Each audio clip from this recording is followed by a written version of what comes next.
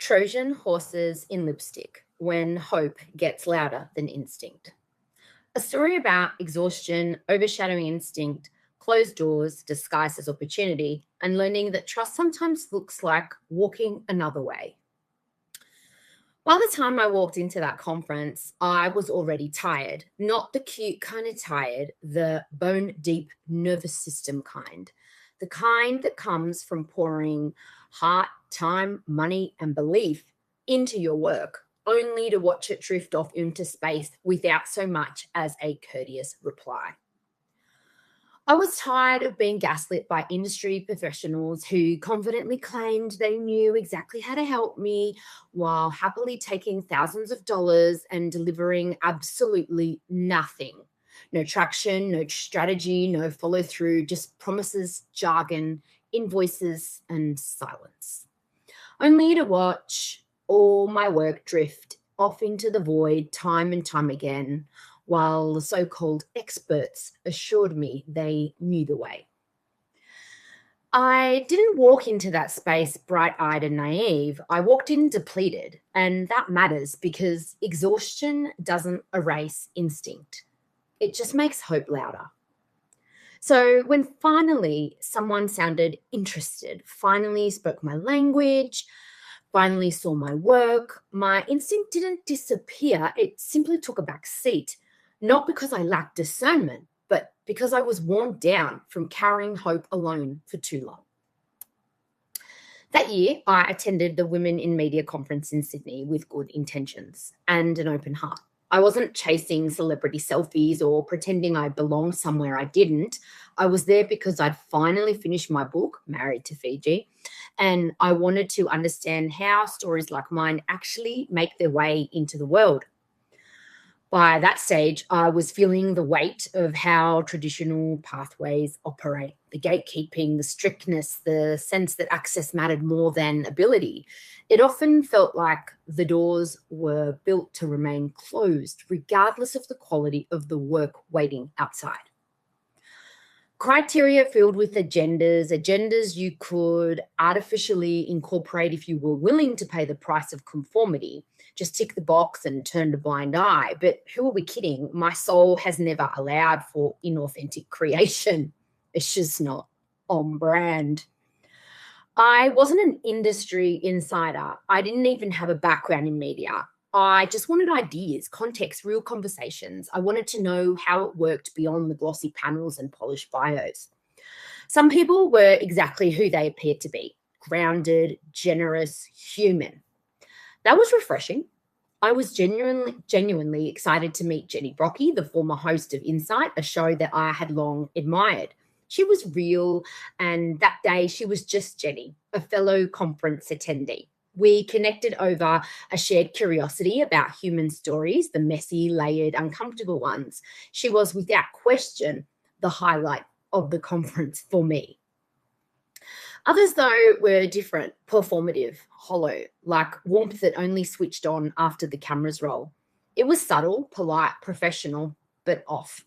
I remember thinking, so this is what power looks like when it doesn't need you.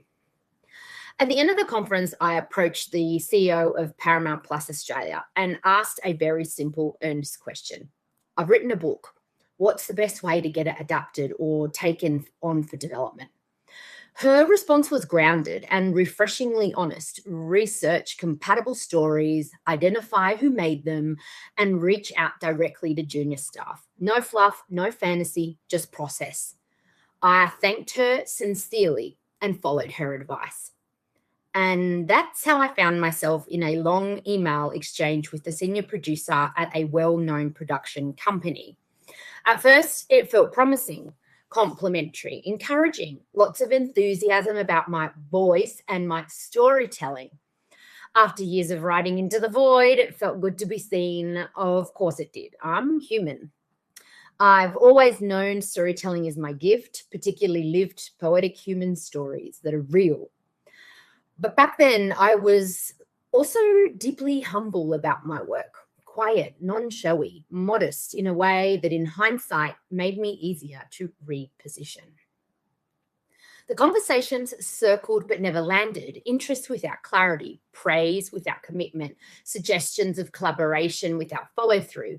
Each time I sought clarification and direction, the goalpost shifted, new ideas, new angles, new possibilities, all drifting further and further away from the actual reason I'd reached out in the first place, my book. Not long after, my instinct began whispering quietly at first, something here isn't clean. Somewhere along the way, the focus shifted. My work became adjacent. My lived experience became useful. My identity became something to mime rather than honor, respect, and share with the world. She had clearly done her research. Slowly, subtly, the suggestions began to change. What started as interest in my book morphed into ideas that felt increasingly off-center, invitations to lend my voice, not to my own story, but as an introductory presence for a project of hers exploring so-called psychic scams. And once my background as an oracle and healer was fully visible, the energy changed again. Subtly but unmistakably. It felt like being humid, like being repositioned, like I was welcome, but only within very specific controlled parameters. The intention had moved. What once felt like curiosity now carried an edge. Something mimicked, something faintly mocking, not overt, not confrontational, just enough to feel wrong. It was giving Trojan horses in lipstick, polite, professional, the kind that smiles when quietly cutting you down with backhanded compliments, the kind that tells you you're perfect for this while subtly steering you away from that. Her interest became a revolving door of not quite, enthusiasm without action, encouragement without movement, mean-spirited without ever being outright mean. Eventually, I could no longer ignore the ferocity of her envy, even from 300 kilometers away. The strange mix of admiration and jealousy that doesn't know what to do with itself is deeply uncomfortable to sit inside and, frankly, rude. At one point, a reference was made to a well-known Australian scandal involving spiritual fraud and well-being fraud. It landed oddly. Not because I didn't understand caution, but because it quietly reframed me into a category I had never occupied. I wasn't selling miracles. I wasn't promising cures. I was telling stories, many of them about people being misled, exploited, or harmed by misplaced trust. The irony was not lost on me. What stayed with me wasn't the reference itself, but how quickly credibility can be destabilized by association rather than evidence. I also happen to be a damn good oracle, gifted this ability by God in this lifetime, for which I'm deeply proud and grateful. And while energy doesn't lie, and I could feel that I was being strung along, her motive still eluded me at that time. Years later, with distance and clarity, her intentions and energy hit me like a neon green sign. I'd been gaslit, not aggressively, not cruelly, but persistently. Interest without direction, engagement without resolution. Close enough to stay invested, never close enough to move forward. Eventually, I stopped replying as it was draining. The disappointment didn't end there, though. When I reached out to local representatives in Canberra, the very people who claim to support women, champion voices, uplift creatives at a grassroots level, there was nothing. No follow-up, no guidance, no acknowledgement, radio silence. And to be fair, that hurt more than the industry indifference, because this was supposed to be a safe layer, the supportive layer, the one that catches women when bigger systems don't. Instead, it became painfully obvious that for some, being seen as involved mattered far more than actually showing up for people. The optics were there, the intention wasn't. What made it harder was realizing how little support existed in my own hometown. Aside from one or two people, almost no one was willing to show up for a local writer, a local woman, someone doing the work and asking for collaboration, not favors. I reached out, I offered reciprocity, partnership, contribution, and still nothing. There is something uniquely disheartening about discovering that the place you're from doesn't care to support you, not because they can't, but because they won't. What I came to understand was this: intuition doesn't fail. Exhaustion drowns it out. Hope becomes louder than discernment, and traditional pathways are not neutral.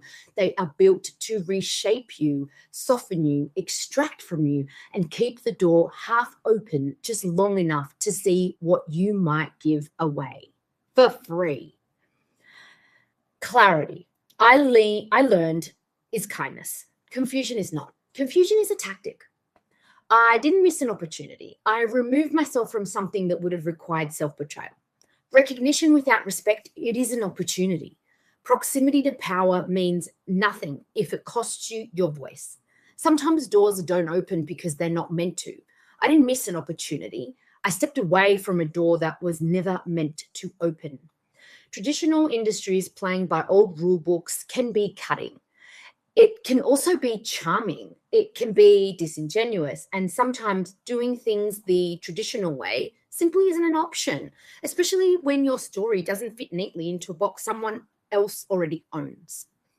Trusting God, I've learned, doesn't mean forcing doors open or enduring misalignment in the name of faith. It means releasing the how while remaining loyal to the desire itself. If something's meant for you, it will not require you to abandon yourself to receive it.